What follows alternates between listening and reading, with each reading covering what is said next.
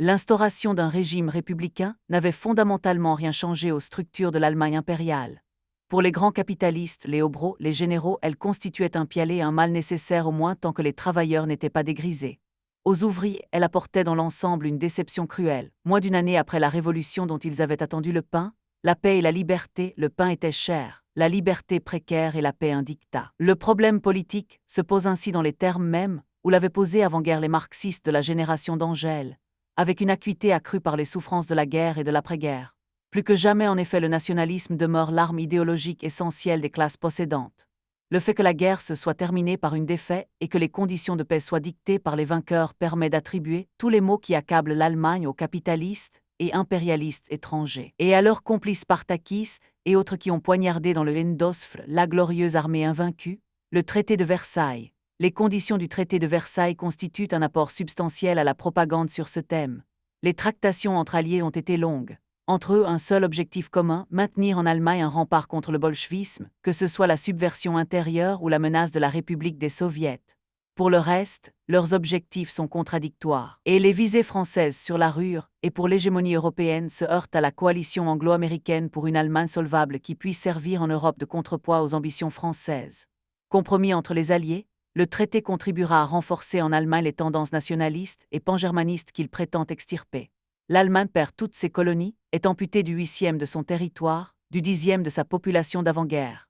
Ses forces militaires sont réduites sur terre à une armée de 100 000 hommes. Armée de métiers insuffisante pour faire face à une guerre, mais incomparable dans la guerre civile. Les Alliés occupent pour 15 ans la Rhénanie et 3 têtes de pont qui leur ouvrent l'Allemagne, tandis que les frontières méridionales et orientales demeurent fortifiées. Les avoirs allemands à l'étranger, ainsi qu'une partie de la flotte, sont confisqués. Jusqu'à la décision alliée sur le montant définitif des réparations prévues, l'Allemagne est astreinte au paiement de provisions en espèces et de livraisons en nature. Enfin, les responsables de la politique de guerre et les principaux criminels de guerre doivent être livrés aux autorités alliées afin d'être jugés par des tribunaux internationaux. Pour les communistes allemands comme pour l'international, la paix de Versailles est un acte de même nature que la guerre, un brigandage impérialiste. Elle signifie un répit, le retard de la révolution dans les pays de l'entente. Mais il n'est d'autre réplique à la paix impérialiste comme à la guerre impérialiste que la lutte pour la révolution mondiale. De leur côté, les nationalistes mettent l'accent sur les aspects qu'ils jugent infamants du traité, les visées françaises sur la rure, les encouragements donnés aux tendances séparatistes visant au morcellement de l'Allemagne, les livraisons et les réparations humiliantes, l'occupation étrangère, notamment l'utilisation par l'armée française de troupes africaines, qu'ils appellent la honte noire. Ils soulignent l'humiliation nationale, la colonisation de l'Allemagne, traité selon eux comme un peuple de nègres, et proclament incompatible avec l'honneur allemand la livraison, réclamée par les Alliés, des responsables de la guerre. Sous le poids de ces arguments qui rencontrent dans toutes les couches de la population allemande un large écho, bien des hommes politiques estiment que le traité est inacceptable, parmi eux Schedman, qui démissionne à la veille du vote au Reichstag et est remplacé par son camarade de parti Boé. Noskf se fait l'avocat de la signature du traité et refuse les ouvertures du capitaine Pabst pour instaurer une dictature militaire en vue de la résistance nationale. En fait, le corps des officiers, dans son ensemble, sait qu'il n'existe pas d'autre issue que la capitulation. Peut-être espérait-il un geste pour l'honneur. Le général Groener conserve ses fonctions pour permettre la signature du traité aux conditions de l'ennemi, mais se retire ensuite dans un souci d'unité, imitant Hindenburg. Une commission d'organisation de l'armée de temps de paix est mise sur pied, sous la direction du général von Ensichthofer. Le putsch de Cap von Lüttwitz. Les officiers sont particulièrement sensibles à la menace que constitue l'exigence alliée de l'extradition des criminels de guerre. Dès le 26 juillet 1919, ils l'ont fait savoir au gouvernement, où Noskf les soutient d'ailleurs sans réserve. Mais la bouffée de mécontentement et d'angoisse provoquée par cette exigence va être bientôt relayée par le retour des corps francs qui, depuis 1919, ont lutté dans les pays baltes contre l'armée rouge et dont les alliés, ayant assuré leur relève, ont exigé le retour. Au premier rang des militaires qui songent de plus en plus au putsch se trouve le général von Lüttwitz, commandant des troupes de Berlin, lequel se considère comme le successeur de Hindenburg et le gardien des traditions et de l'honneur de l'armée. Le sort des corps francs n'est pas seul en cause. La réduction des effectifs imposée par le traité de paix inquiète les militaires de tout rang. Si les troupes d'élite sont dissoutes, le sort d'une bonne partie des cadres sera réglé du même coup. La brigade de marine du capitaine de vaisseau Erhardt, installée à Dobritz, aux portes de Berlin, va servir de test. Le général von Lüttwitz donne en effet à son chef l'assurance qu'il ne laissera pas, en une période si lourde d'orage, briser une troupe pareille. Il accuse la faiblesse du gouvernement face à la menace bolcheviste, parle ouvertement de coup d'État, et le chef de la police de Berlin, le colonel Arène, tente de le dissuader en l'amenant à une entrevue avec les chefs parlementaires de la droite. Ces derniers, qui mènent campagne pour la dissolution de l'Assemblée et la réélection du président de la République, ne parviennent pourtant pas à le convaincre de l'imprudence de ses projets. Le général ne croit qu'à la force de ses bataillons et pense que les élections seront bien meilleures s'il a auparavant balayé les politiciens. Il se lance donc dans une conspiration dont les principales têtes sont, avec lui Erhard Ludendorff, et un civil N. Wolfgang Kapp, directeur de l'agriculture en Prusse, représentant des N-Junkers et des hauts fonctionnaires impériaux, entreprise hasardeuse, prématurée ou trop tardive, dont les autorités n'ignoreront pas grand-chose, mais qui bénéficie de complicité à tous les postes clés. Le conseil de cabinet réuni le 12 examine la situation et renvoie la décision nécessaire à sa réunion du 15. Mais le jour même, Noskefle lance quelques mandats d'arrêt contre les conspirateurs aux activités les plus voyantes, comme le capitaine Pabst, poussé dans ses retranchements. Le général von Lüttwitz rejoint le camp de Dobritz. L'officier supérieur chargé par Noskefle de s'assurer de la situation au camp téléphone pour annoncer son arrivée, et revient en assurant que tout est calme. Dans la nuit même, la brigade du capitaine Erhard se met en marche vers le centre de la capitale. Les insurgés lancent un ultimatum qui exige la démission Ndebetfre et l'élection d'un nouveau président, la dissolution du Reichstag et de nouvelles élections, et en attendant, un cabinet de techniciens avec un général au ministère de la guerre. Noskefle, qui convoque les chefs militaires non liés au complot dans son bureau à 1h30, s'entend répondre qu'il n'est pas question de résister les armes à la main. Le Conseil des ministres, réuni à 3h, décide finalement d'évacuer la capitale, n'y laissant que 2 de ses membres, dont le vice-chancelier Schiffé, avant l'aube. La quasi-totalité du gouvernement et plus de 200 députés ont pris la route de Dresde où ils pensent trouver protection auprès du général Maerke. Aux premières heures de la matinée, les hommes de Rath occupent Berlin, hissant le drapeau impérial sur les édifices publics. Installé à la chancellerie, Kapp promulgue ses premiers décrets, proclame l'état de siège, suspend tous les journaux, nomme commandant en chef le général von Lüttwitz. À midi, il peut considérer que tous les états-majors et toutes les forces de police de la région militaire de Berlin se sont ralliés à son entreprise 1511. Inquiets de l'attitude du général Maerke, les membres du gouvernement ont repris la route, cette fois dans la direction de Stuttgart, où ils pensent pouvoir compter sur le général Bergmann. Au soir du 13 mars, il semble que le putsch l'ait emporté sans effusion de sang puisque, nulle part, l'armée ni la police ne font mine de s'y opposer. Et les autorités du Nord et de les reconnaissent le nouveau gouvernement. L'écrasement du putsch. Pendant que le gouvernement prend la fuite, la résistance s'organise pourtant. Dès le matin, le GIEN réunit la commission générale des syndicats. À 11h, celle-ci lance de mots d'ordre de grève générale.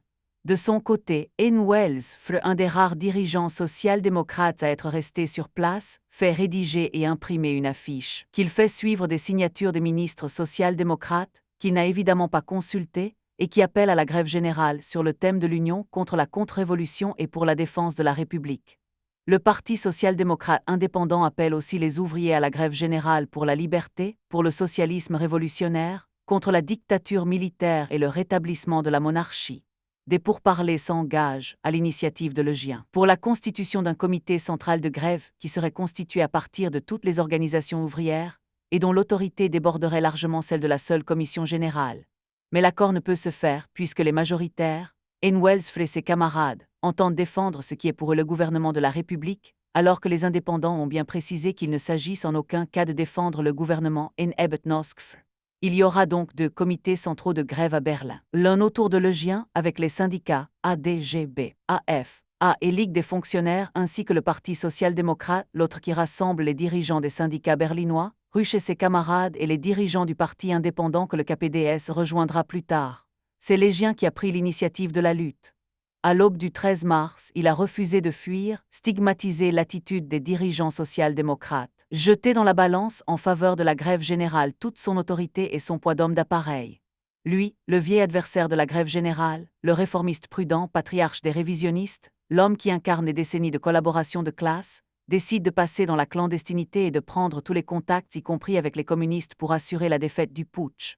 Il se révèle d'ailleurs plus proche des masses que ne le sont alors les dirigeants communistes. En l'absence de Levy, qui purge une peine de prison, sous la pression des responsables berlinois Friesland et Büdich, de tendance gauchiste et contre l'opposition du seul Jacob Woltschöffel, la centrale du KPDS lance en effet un appel, vraisemblablement rédigé par Bronski, que dit Rotenfonf publie le 14 mars, il exprime la conviction qu'il n'y a pas, pour le moment, de riposte possible au putsch militaire en dehors de la lutte encore à venir pour le pouvoir.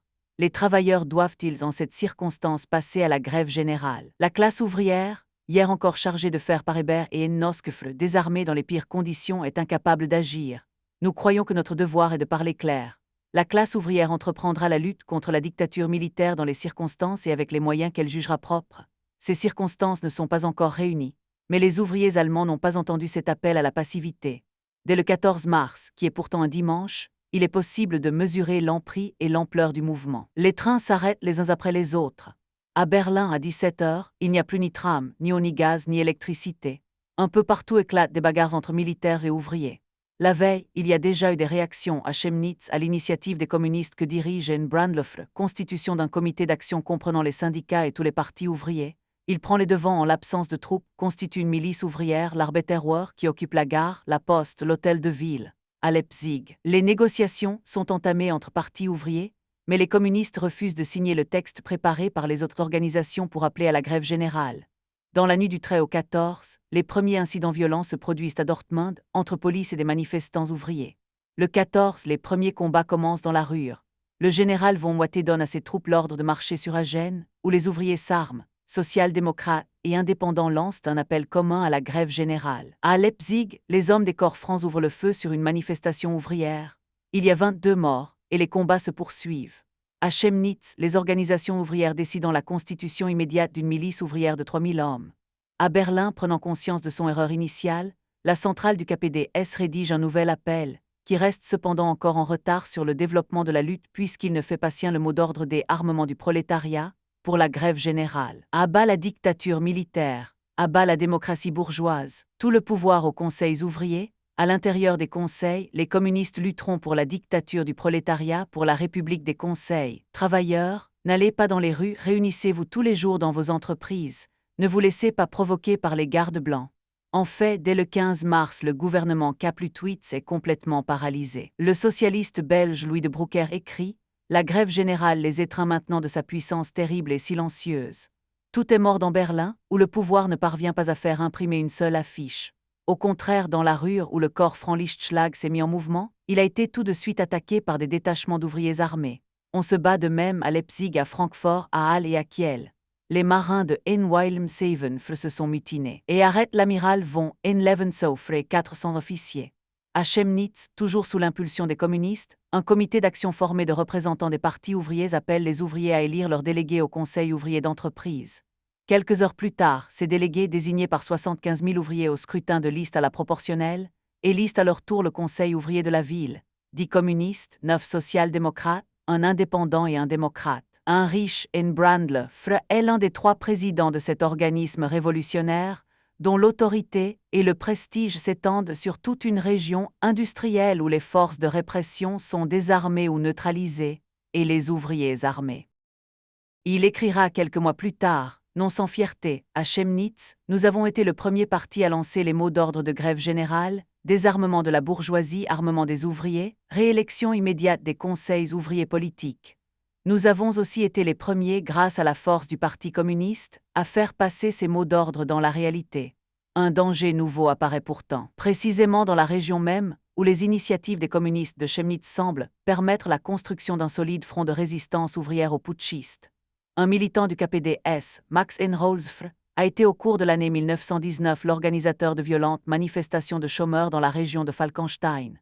Menacé d'arrestation, il est passé ensuite dans la clandestinité, où il s'est lié avec des éléments activistes de l'opposition et a organisé, dans cette région misérable de Hellersbirch-Vogtland écrasée par un chômage général, des détachements armés, sortes de guérilleros urbains, groupes de chômeurs ou de tout jeunes gens armés qui s'en prennent aux policiers et parfois aux caisses des usines et aux banques ou aux agents patronaux. Dans cette région ravagée par la crise, il fait figure, après ses 3 arrestations et ses 3 évasions, de Robin des Bois des temps modernes. Dès la nouvelle du soulèvement de Cap, il attaque, se fait ouvrir les portes de la prison de Ploin, recrute et organise sommairement des unités de guérilla qu'il baptise Garde Rouge et commence à harceler la Reichswehr, organisant des raids contre ses détachements isolés, pillant magasins et banques pour financer ses troupes et ravitailler de façon spectaculaire les habitants des faubourgs ouvriers. Sa conception activiste de l'action, la façon dont il substitue des actions de commandos à l'action de masse. L'effroi qu'il provoque jusque dans une partie de la population ouvrière suscite les inquiétudes de Brandlöffer et des communistes de Chemnitz, qui le condamnent comme aventuriste et stigmatisent certaines de ses initiatives comme provocatrices. Dans la rue, un phénomène comparable, mais qui entraîne des masses ouvrières plus nombreuses, donne naissance à ce qu'on appellera l'Armée rouge, un comité d'action formé à Gênes sous l'impulsion des militants indépendants Stémé, un mineur, et Joseph Ernst Metallo. Créer un comité militaire. En quelques heures, 2000 travailleurs en armes marchent sur Wété, où les ouvriers sont aux prises avec les corps francs. Le 16 mars, il semble qu'on se batte ou qu'on s'y prépare dans l'Allemagne entière, sauf peut-être dans la capitale, où la supériorité militaire des troupes semble écrasante. L'armée rouge des ouvriers de la Ruhr marche sur Dortmund. Les corps francs et la Reichswehr tiennent le centre de Leipzig contre des détachements ouvriers improvisés. À Cottbus, le major Bucruquet donne l'ordre de fusiller sur place tout civil porteur d'armes. À Stettin, où s'est constitué un comité d'action sur le modèle de Chemnitz, c'est dans la garnison qu'on se bat entre partisans et adversaires du putsch. De la prison berlinoise où il est détenu depuis plusieurs semaines, Paul Lévy écrit à la centrale une lettre d'une grande violence. Il critique sa passivité et son manque d'initiative, son aveuglement devant les possibilités offertes aux révolutionnaires par la lutte contre le putsch. D'ailleurs, dans l'ensemble du pays, et à l'exception de Berlin, les responsables communistes ont réagi comme lui.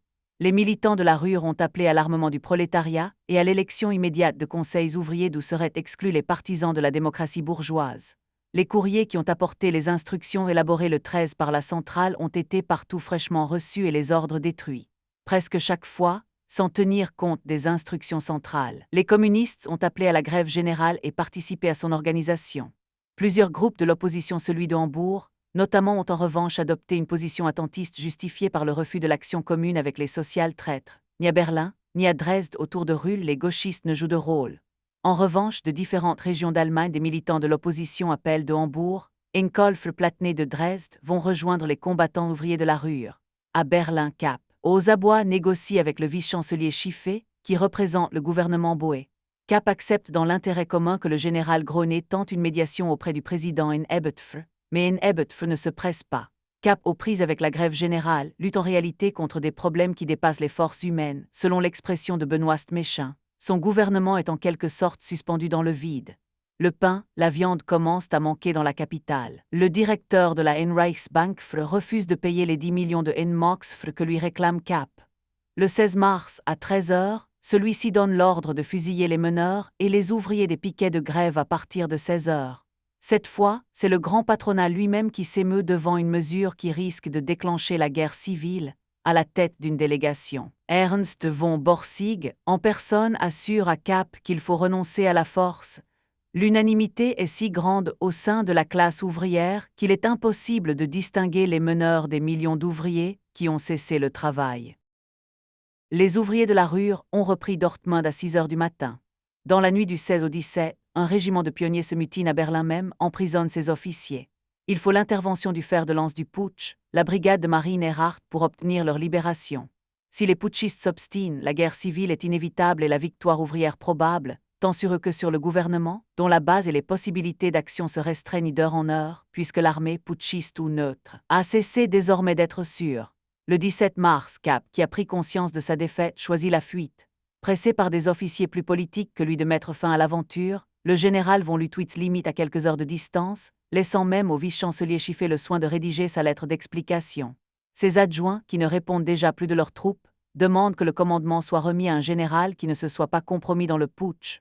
Von Ensichtfre sera cet homme providentiel. Au total, le putsch n'a pas duré plus d'une centaine d'heures, et il a bel et bien été écrasé par la réaction ouvrière, au premier chef la grève générale. Mais les conséquences n'en sont pas épuisées. Le même jour, en effet, éclatent à Berlin les premiers combats armés, échange de coups de feu à Neukölln, construction de barricades par les ouvriers à la porte de Cottbus. À Nuremberg, la Reichswehr tire sur une manifestation ouvrière, faisant 22 morts et déclenchant en contre-coup une véritable insurrection. À Sul, les milices ouvrières s'emparent d'un centre d'entraînement de la Reichswehr et y mettent la main sur un important stock d'armes et de munitions. À Dortmund, la police, contrôlée par les social-démocrates, se range du côté de l'Armée rouge contre les corps francs. Partout, la grève générale se poursuit. La question est désormais de savoir si la fuite précipitée de Cap va permettre de l'arrêter, et à quel prix, ou bien si la vague révolutionnaire imprudemment soulevée par les capistes conduit à une nouvelle guerre civile. Si en effet, cette fois, l'Allemagne ne s'est pas couverte d'un réseau de conseils ouvriers élus Chemnitz et la Ruhr demeure l'exception, elle l'est en revanche d'un réseau serré de comités exécutifs ou comités d'action, formés par les partis et syndicats ouvriers et que la lutte contre les putschistes et l'organisation de la défense ont conduit à jouer le rôle de véritable pouvoir révolutionnaire, posant dans la pratique, et au cours même de la grève générale le problème du pouvoir et celui, plus immédiat, du gouvernement. Le problème du gouvernement ouvrier. Les conséquences politiques du putsch sont en réalité plus profondes encore. Même dans les régions où il ne s'est créé ni conseils ouvriers ni milices ouvrières, même là où les travailleurs se sont contentés de suivre l'ordre de grève sans prendre les armes, la secousse a été sérieuse.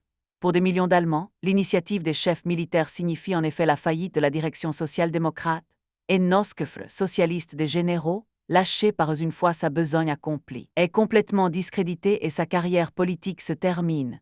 De plus, ce sont les ouvriers qui, par une grève générale déclenchée à l'insu du gouvernement à majorité social-démocrate, et en quelque sorte malgré lui, ont vaincu les putschistes. Les militants des différents partis, jusque-là dressés les uns contre les autres, se sont rapprochés dans le combat. Pour la première fois depuis l'avant-guerre, ils se sont battus côte à côte contre l'ennemi de classe. Le prestige des dirigeants syndicaux est accru. Les Giens lançaient l'ordre de grève générale au moment où Noskefre et Ebetfre prenaient la fuite. On attend désormais d'eux qu'ils prennent des responsabilités politiques. Le trouble est profond dans les rangs du Parti social-démocrate. Le président Otto Welsfre pose le 30 mars le problème en ces termes. Comment faire pour sortir le parti du chaos dans lequel il s'est trouvé entraîné par le combat en commun contre la réaction?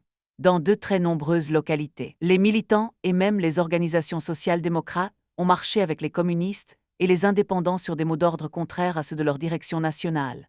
Hein Elbefeldfre, par exemple, un dirigeant du SPD, est allé jusqu'à signer avec les représentants des indépendants et du KPD, est-ce un appel à la lutte pour la dictature du prolétariat?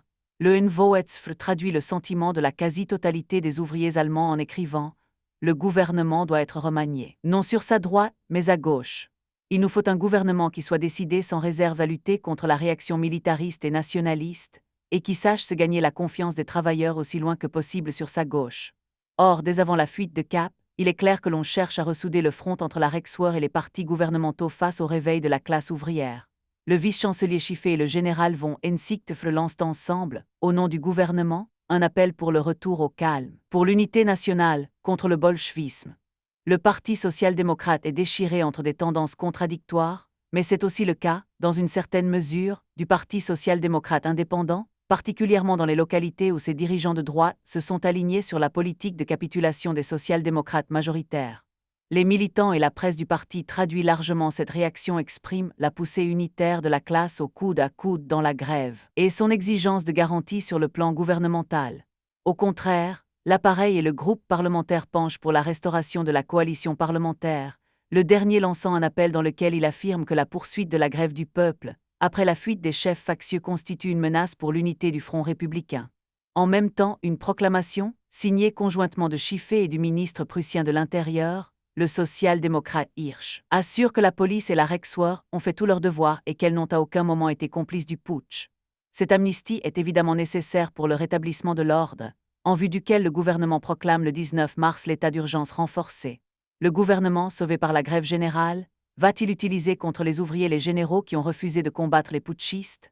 Hébert et Noskefre vont-ils conserver le pouvoir et les ouvriers ne se sont-ils battus que pour les y maintenir? La réponse politique dépend en grande partie des dirigeants des partis et syndicats ouvriers. Dans la lutte qui s'engage, les travailleurs disposent d'un atout formidable, leur grève. Léger en a conscience. Dès le 17 mars, il s'est adressé au comité exécutif des indépendants en leur demandant d'envoyer des représentants à une réunion de la commission générale des syndicats. L'exécutif a délégué, Ilfödingfre Konen, à qui Légien a proposé la formation d'un gouvernement ouvrier, formé des représentants des partis ouvriers et des syndicats. Il justifie sa proposition en expliquant qu'aucun gouvernement n'est désormais possible en Allemagne contre les syndicats, et que ces derniers, dans une situation exceptionnelle, sont prêts à assumer leurs responsabilités.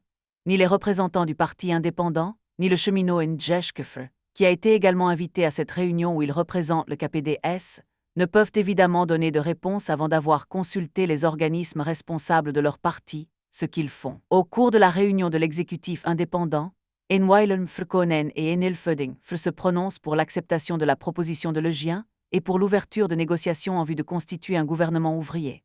Crispien, président du parti et dirigeant de son aile droite, protestent qu'ils ne sauraient s'asseoir à la même table que des assassins d'ouvriers, et qu'aucune discussion n'est possible avec les traîtres à la classe ouvrière, que sont les membres de la commission générale.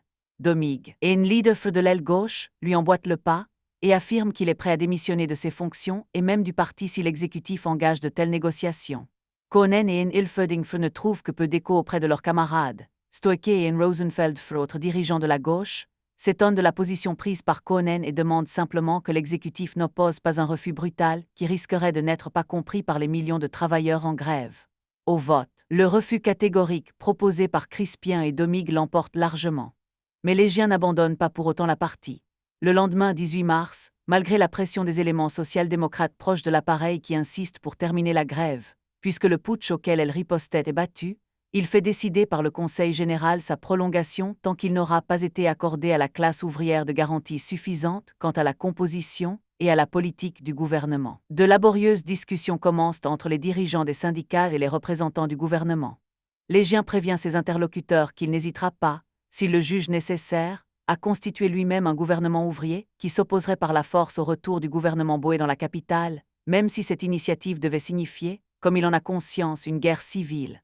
Il pose un certain nombre de préalables absolus, la démission de Hennoskefre du gouvernement du Reich, celle des deux ministres prussiens N et Hohenhausen, l'entrée au gouvernement de dirigeants syndicalistes à des postes clés, une répression sévère contre les putschistes et leurs complices, une épuration radicale de l'armée et de la police.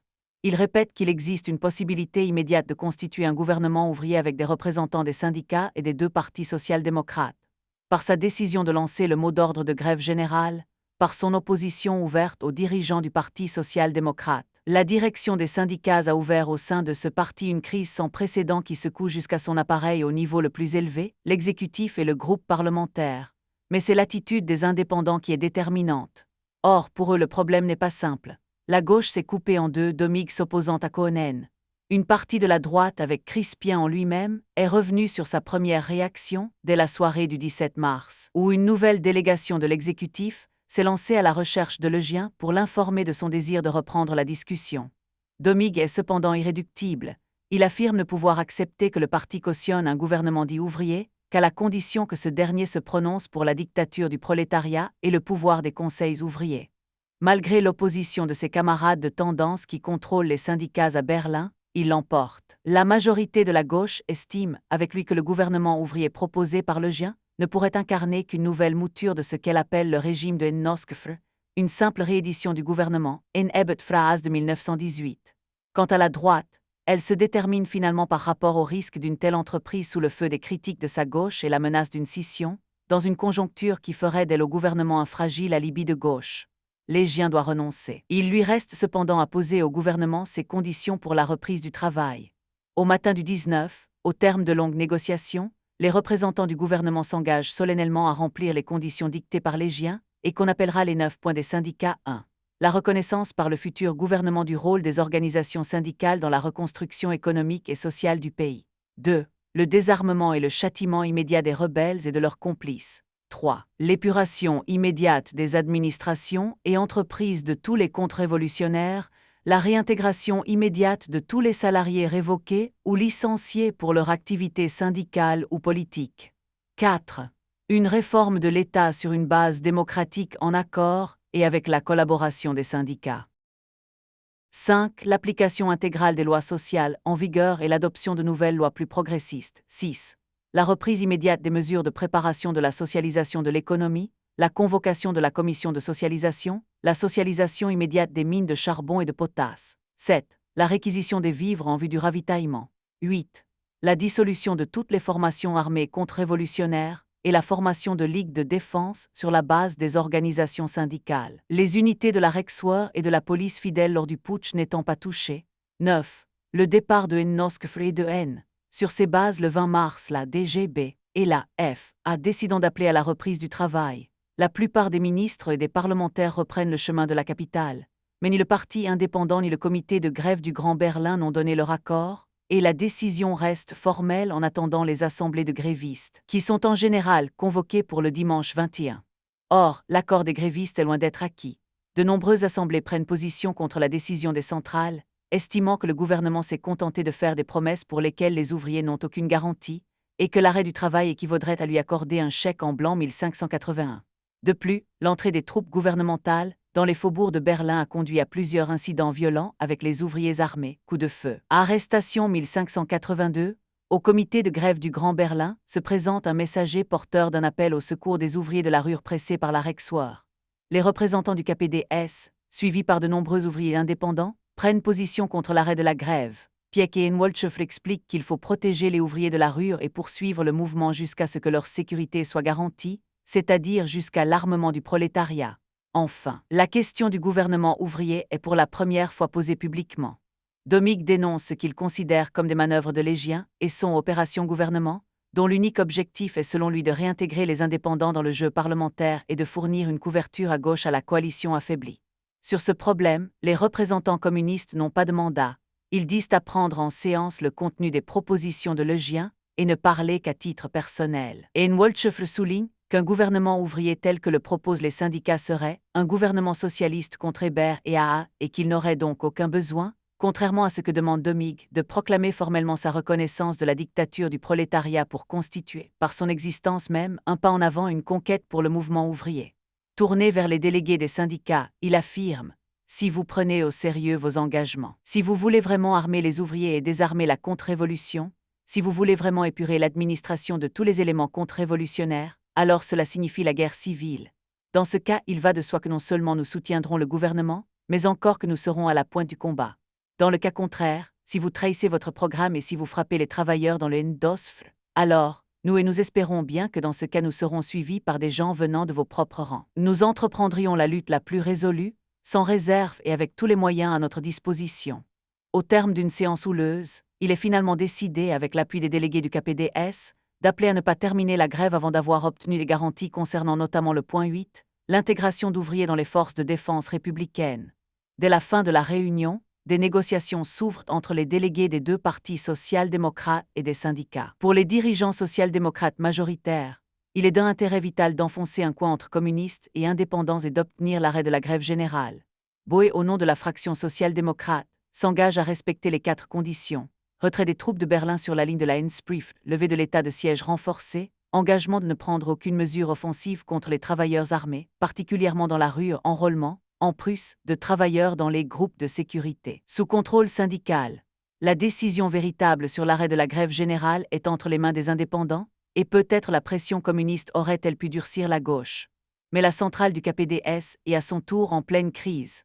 Au moment où par la circulaire numéro 42 datée du 22 mars 1920, précisant pour les militants la position du parti sur le problème, nouveau pour eux, de la constitution éventuelle d'un gouvernement ouvrier, la centrale, après une réunion orageuse qui s'étend sur une partie de la nuit du 21 et la matinée du 22, décide de désavouer ses 4 représentants au comité central de grève pour leur vote favorable à la décision de la veille subordonnant notamment la reprise du travail à l'incorporation d'ouvriers dans des formations républicaines, qu'elle juge une duperie, et pour leur prise de position favorable à un gouvernement ouvrier.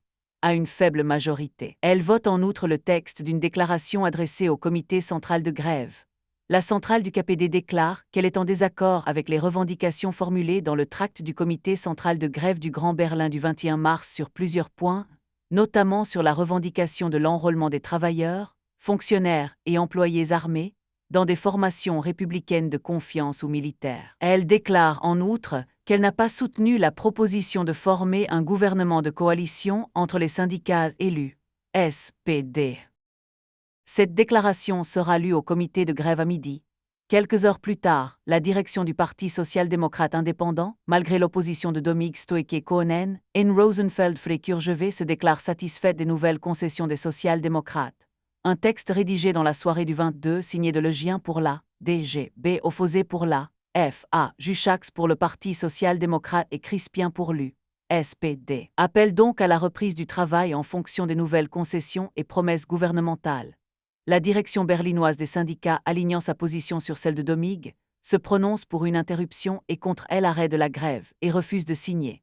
Réunie dans la matinée du 23, la centrale du KPDS dénonce ce qu'elle nomme une capitulation et invite les ouvriers à poursuivre la grève pour le désarmement des corps francs, de la Reichswehr et des formations bourgeoises paramilitaires. Pour l'armement du prolétariat, la libération des prisonniers politiques ouvriers, le pouvoir des conseils ouvriers.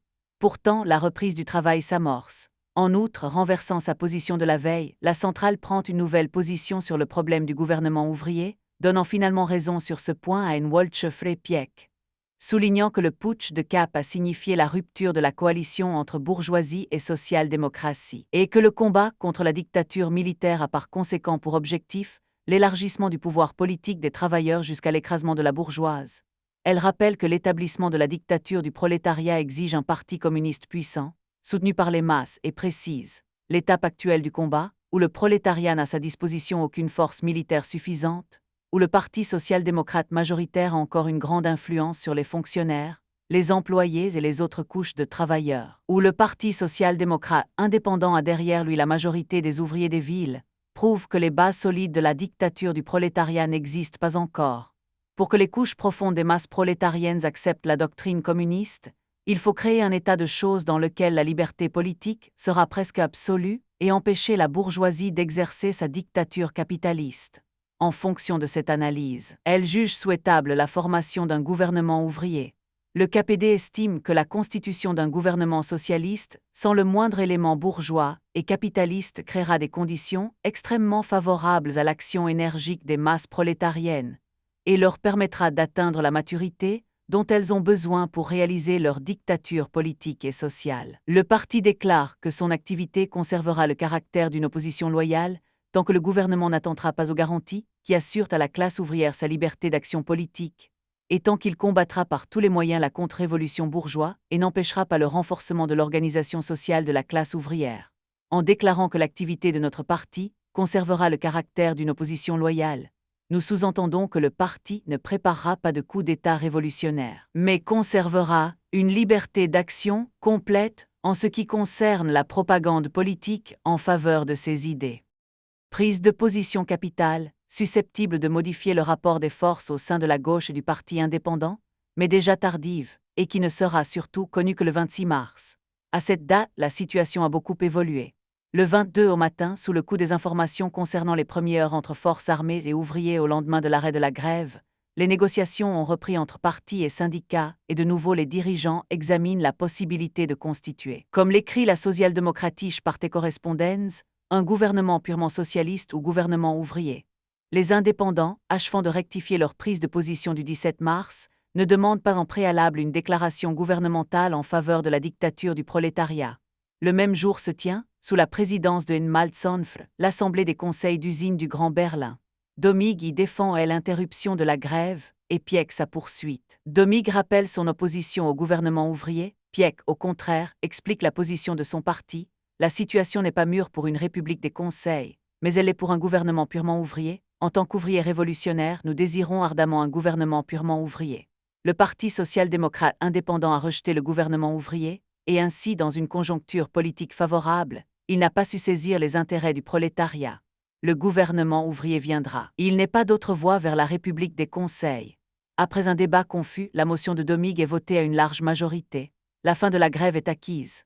Mais il n'y aura pas de gouvernement ouvrier. Dans les négociations qui se poursuivent, Crispien souligne en vain que la centrale du KPD-S et l'exécutif indépendant sont parfaitement d'accord sur 2 points. Ils n'entreront en aucun cas dans un gouvernement de coalition, et il n'est pas pour le moment question d'une dictature des conseils. Alors qu'un gouvernement purement ouvrier est tout à fait possible, les négociations n'aboutissent pas.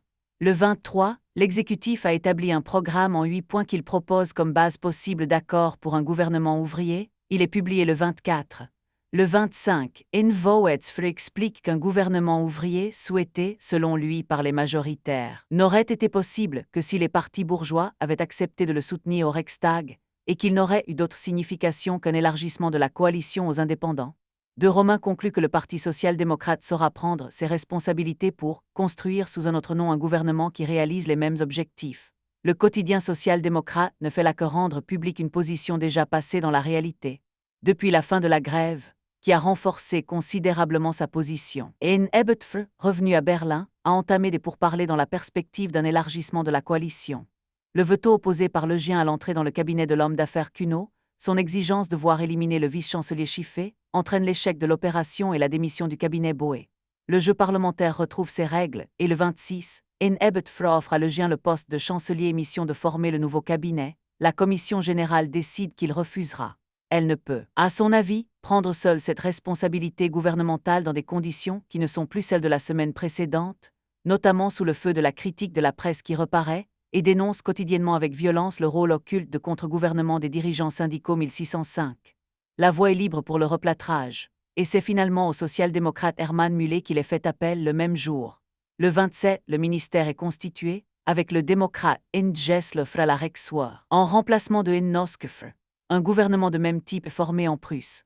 Le revirement de Domig qui, au cours de l'Assemblée des conseils d'usine de Berlin, déclare que seul un gouvernement purement socialiste porté par la confiance des travailleurs peut résoudre la situation est trop tardif, l'occasion est passée.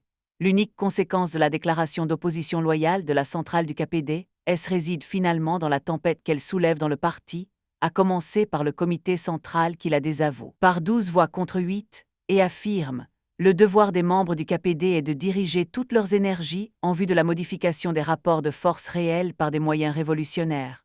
La question d'une éventuelle combinaison gouvernementale est donc d'un intérêt secondaire par rapport à la lutte du prolétariat pour son armement et la construction de conseils ouvriers.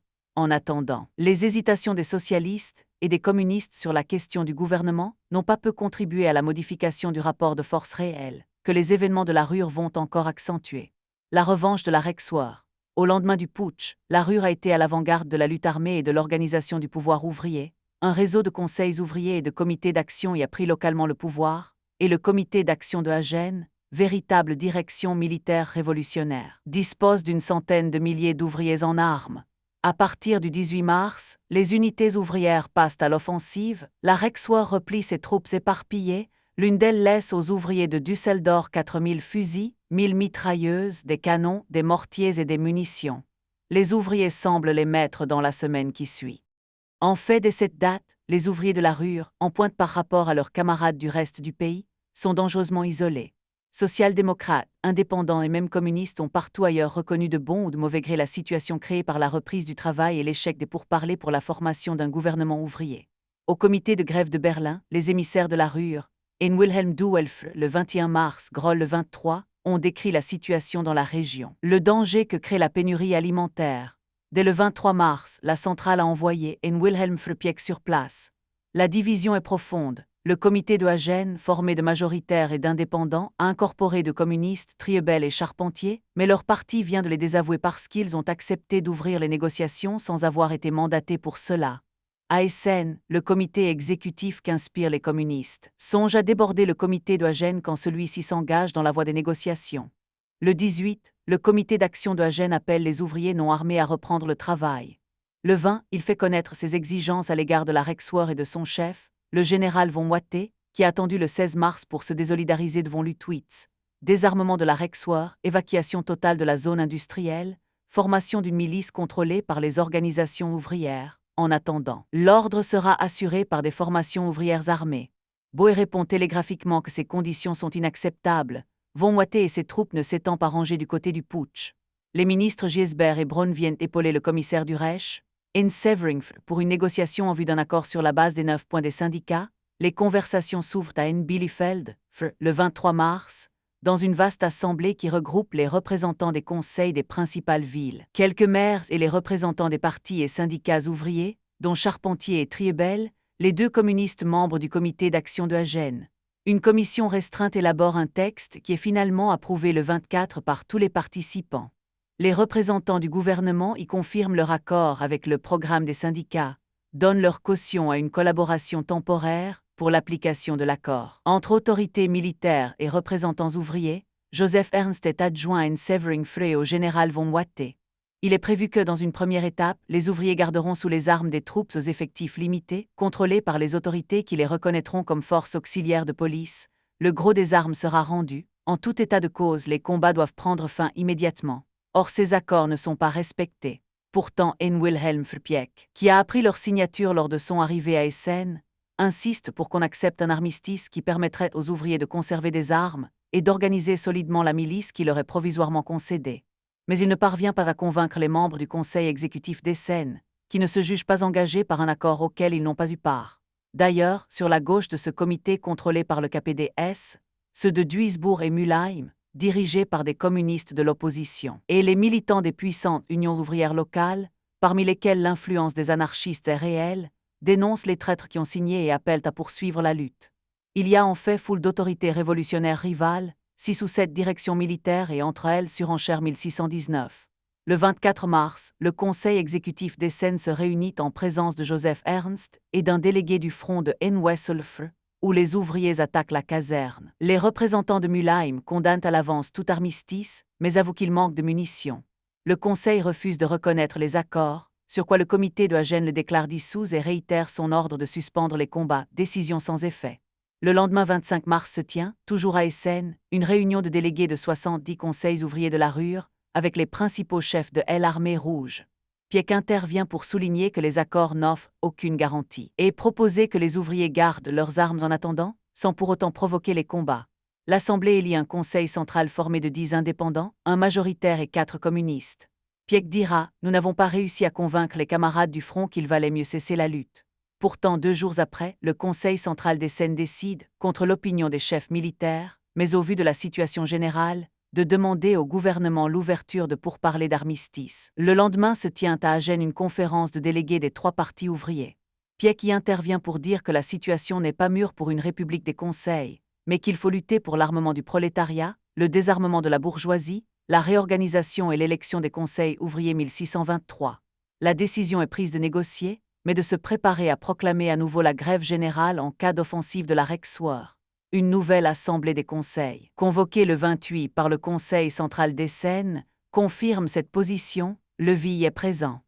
Mais le même jour, le chancelier Hermann Müller fait savoir au Conseil central qu'il exige préalablement à toute négociation la dissolution des autorités illégales et la remise des armes. En fait, pendant ce temps, les combats n'ont pas cessé, et le Conseil central n'a pas réussi à imposer dans l'ensemble de la zone industrielle une autorité nécessaire à la conduite de sa politique. À N-Wesselfre, la garnison est assiégée depuis plusieurs jours et les chefs de l'Armée rouge du front de N-Wesselfre lancent des appels au combat enflammé, que le Conseil central stigmatise comme aventuristes. À Duisbourg et Mülheim, des éléments unionistes menacent de saboter les installations industrielles et de détruire l'outil en cas d'avance des troupes. Un comité exécutif révolutionnaire, installé à Duisbourg sous l'autorité du gauchiste, N-Wildf, décide la saisie des comptes bancaires et de tous les produits alimentaires, appelle à l'élection de conseils ouvriers par les seuls ouvriers se plaçant sur le terrain de la dictature du prolétariat. Les incidents commencent à éclater entre ouvriers de tendances opposées, partisans ou adversaires de l'armistice, partisans ou non du sabotage. Un militant de l'opposition, N. Gottfried Frcarusset, lance des proclamations incendiaires qu'il signe du titre de commandant en chef de l'armée rouge. Pieck le traitera de petit bourgeois enragé. En fait, pas plus que le comité d'action de Hagen quelques jours plus tôt, le Conseil central d'Essen a la force de garantir un cessez-le-feu. Exploitant cet éparpillement et les querelles internes du camp ouvrier, le général von Motte exige des dirigeants d'Essen qu'ils lui fassent remettre dans les 24 heures 4 canons lourds, 10 légers 200 mitrailleuses, 16 mortiers, 20 000 fusils 400 caisses d'obus d'artillerie, 600 d'obus de mortier 100 000 cartouches. Si armes et munitions ne lui sont pas livrées dans le délai prescrit, il considérera que les dirigeants ouvriers ont refusé de désarmer leurs troupes et violé l'accord. Le Conseil d'Essen réplique à cet ultimatum provocateur par l'appel à la grève générale. Le 30 mars, les délégués du Conseil d'Essen sont à Berlin, où ils participent à une réunion qui comprend les dirigeants de tous les syndicats et partis ouvriers, dont Pieck et Paul Levy. Ils décident à l'unanimité de demander au gouvernement Müller de prendre des mesures pour que soit respecté l'accord de N-Bielefeld et que les militaires soient mis hors d'état de nuire. 5 de leurs représentants, dont Paul Levy, sont reçus par le chancelier Hermann Müller, à qui ils demandent le rappel du général von Motte. Initiative vaine. Le chancelier réplique que les accords sont violés unilatéralement, invoque pillage, saisit des comptes en banque et menace de sabotage pour justifier le maintien de l'ordre. De retour à Essen, Pieck y trouve une extrême confusion. La majorité des membres du Conseil central s'étant rendus à Münster pour négocier avec N-Severing et ayant presque tous été arrêtés en route par les troupes. Une nouvelle assemblée générale des conseils de la région industrielle se tient cependant le 1er avril à Essen, avec 259 représentants de 94 conseils. Pieck, l'indépendant Oettingos et le représentant de Mülheim, Nickel, y rendent compte de ce qui s'est passé à Berlin, et l'assemblée définit une position sur les conditions d'armistice. Elle y lance un appel pour la défense et le développement du réseau des conseils 1638. Le 3 avril, les troupes de von Motte se mettent en marche. Elles ne rencontrent qu'une résistance sporadique. Le chaos et la discorde entre dirigeants paralysant toute velléité de coordination de la défense, le comportement des troupes pendant cette réoccupation du bassin, est tel qu'il provoque l'indignation de Ensevering lui-même. Bientôt les tribunaux militaires vont frapper de lourdes peines de prison les militants ouvriers accusés de crimes ou délits de droit commun, en réalité mesures de réquisition ou de combat. Un mois après l'écrasement du putsch par la grève générale, les complices des putschistes prennent dans la rue une bonne revanche. En fait, les événements de ce mois de mars 1920 ont une grande portée. Une fois de plus, certes, la Reichswehr a rétabli l'ordre, mais cette fois, la crise dans le mouvement ouvrier semble atteindre son paroxysme. Les hésitations de la centrale, ses tergiversations et ses tournants n'ont pas permis au KPD-S de tirer de l'événement tout le bénéfice qu'il aurait pu en attendre. Il va pourtant s'efforcer d'attiser la crise qui bouillonne encore dans les partis social-démocrates. C'est aux ouvriers social-démocrates ou influencés par la social-démocratie, aux cadres et aux adhérents des syndicats, que Paul Lévy, le 26 mars, s'adressait devant l'Assemblée générale des conseils d'usine, au moment où Kaplutwitz ont fait leur putsch et mis en péril le régime Eberboé comme Spartaku ne l'avait jamais encore fait, on n'a pas osé appeler à lutter contre les armes à la main. Alors qu'on voulait se battre les armes à la main. Comment cela est-il possible? Il fallait en appeler de nouveau aux forces qui ont bâti la République allemande, il fallait en appeler au prolétariat et il fallait lui mettre des armes dans les mains. C'était parfaitement possible protestation, oui, c'était parfaitement possible interruption, non. C'était possible exactement comme il était possible d'appeler le prolétariat à la grève générale, de l'appeler aux armes. De même qu'il était possible en Rhénanie et Westphalie d'organiser une armée à partir des propres forces du prolétariat. De même, il était devenu possible au gouvernement d'armer le prolétariat ailleurs. Mais il ne l'a pas même voulu, car il savait qu'au moment où il repoussait le putsch des Kaplutwitz grâce aux forces prolétariennes, il remettait en même temps au prolétariat le moyen qui lui permettrait d'atteindre son objectif ultime, et qu'il dirait « Nous sommes prêts à défendre la République, nous sommes prêts à assumer cette défense, mais il ne nous suffit pas de restaurer le trône d'Eber-Boé. » Je dis que le gouvernement Eber-Boé n'a pas voulu prendre cette décision, il en est resté à ses vieilles recettes, et a cherché à négocier des compromis avec ces forces devant lesquelles il avait pris la fuite de Berlin à Dresde. Je pense que dans cette situation, il serait tout à fait faux de parler d'un nouveau danger, car c'est bien le seul et vieux danger qui menaçait depuis le premier jour et qui a maintenant atteint le stade critique. Un stade où le rapport de force est si serré qu'il faut qu'à brève échéance soit tranchée la question de savoir quelle force prendra l'État en main, avant tout cet État qui est là. La scission du parti sur sa gauche. L'une des premières conséquences, moins du putsch lui-même que de la politique du Parti communiste pendant le putsch et dans ses lendemains, le touche directement, c'est la décision de l'opposition de constituer un parti communiste scissionniste. L'abstentionnisme de la centrale aux premières heures du putsch, la politique unitaire et défensive de Brandlöf dans sa forteresse de Chemnitz, les hésitations et les tentations de la centrale devant la perspective d'un gouvernement ouvrier. L'appui donné par les dirigeants de la centrale aux accords de Bielefeld, et la condamnation par eux des actions aventuristes conduites dans la rue, renforce de nouveau le courant activiste, redonne vie aux aspirations gauchistes, semble confirmer leurs analyses sur l'opportunisme de la politique de la centrale. L'opposition, jusque-là en pleine décomposition, en reçoit une vigueur nouvelle à l'initiative des militants berlinois, particulièrement de Henkolf Schröder, que conseille Hermann Gorté. Se réunit à Berlin les 4 et 5 avril une conférence de l'opposition communiste allemande qui rassemble, dans les conditions difficiles de la période, 11 délégués de Berlin et 24 des différents districts de Brandebourg, Nord, Nord-Ouest, Thuringe, Saxe occidentale et orientale, et Elbefeld-Barmen, sous la coprésidence de 3 militants des principaux groupes Hambourg, Berlin, Dresde. Les délégués affirment représenter 38 000 militants, soit plus de la moitié des membres du parti. La conférence, malgré l'opposition de Pfemfer et d'Otto proclame la fondation du Parti communiste ouvrier d'Allemagne CAPT, qui se déclare membre de l'Internationale communiste tout en condamnant comme opportuniste le travail militant dans les parlements bourgeois et les syndicats réformistes et en affirmant la trahison de la centrale Levi. Dans les thèses qu'adopte son congrès de fondation, le nouveau parti, qui se prononce pour la dictature du prolétariat, définit le Parti communiste comme la tête et l'arme du prolétariat et lui assis, comme rôle de lutter contre l'opportunisme et de développer la conscience de classe du prolétariat, même au prix d'une opposition superficielle et évidente des grandes masses. Il se propose comme modèle de parti communiste dans cette Europe occidentale où la bourgeoisie dispose de l'idéologie démocratique comme arme essentielle de défense. Pour l'organisation des luttes préparatoires à la conquête du pouvoir, il prône la constitution et le développement des conseils d'usines révolutionnaires et des unions d'entreprises. Son appel aux travailleurs allemands souligne « Le CAPT n'est pas un parti traditionnel. Il n'est pas un parti de chef. Son travail essentiel consistera à soutenir l'émancipation du prolétariat à l'égard de toute direction. L'émancipation du prolétariat à l'égard de toute politique traître et contre-révolutionnaire de quelconque dirigeant est le plus inauthentique moyen de sa libération. Le 4e congrès du KPD-S, qui se tient 10 jours après la naissance du CAPT, ne lui consacre aucun temps de ses discussions. Les dirigeants communistes sont apparemment convaincus que l'événement est secondaire qui a vu la naissance d'une organisation se situant sur les positions théoriques de Pankoek mais associant dans ses rangs aussi bien Wolfhem et Loffenberg que Ruhl et Pfemfer et que les meilleurs éléments de l'opposition, les communistes de Brême avec Becquet, ont refusé de rallier. En réalité, c'est d'un autre côté qu'ils tournent leur regard. Les élections générales, qui auront lieu le 6 juin 1921, vont leur apporter des indications sur les conséquences politiques du bouleversement des rapports politiques et sociaux à la suite du putsch et de ses lendemains. Les partis bourgeois recueillent ensemble 15 millions de voix contre 11 millions au parti ouvrier. Des deux côtés, les extrêmes se renforcent. Le centre perd plus de 2 500 000 voix, les démocrates 3 300 000. Cependant que populistes et nationaux-libéraux, franchement à droite, en gagnent plus d'1 million chacun.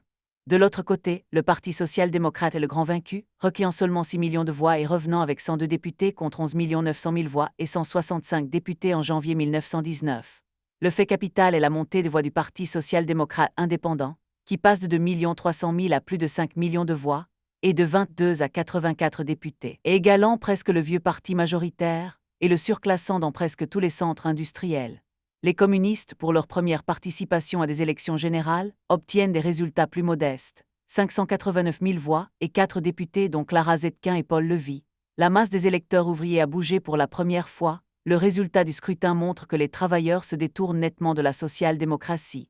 Mais c'est pour rallier les social-démocrates indépendants. Voilà, pour les dirigeants de la centrale, une leçon bien plus importante que la naissance sur leur gauche du parti gauchiste CAPT.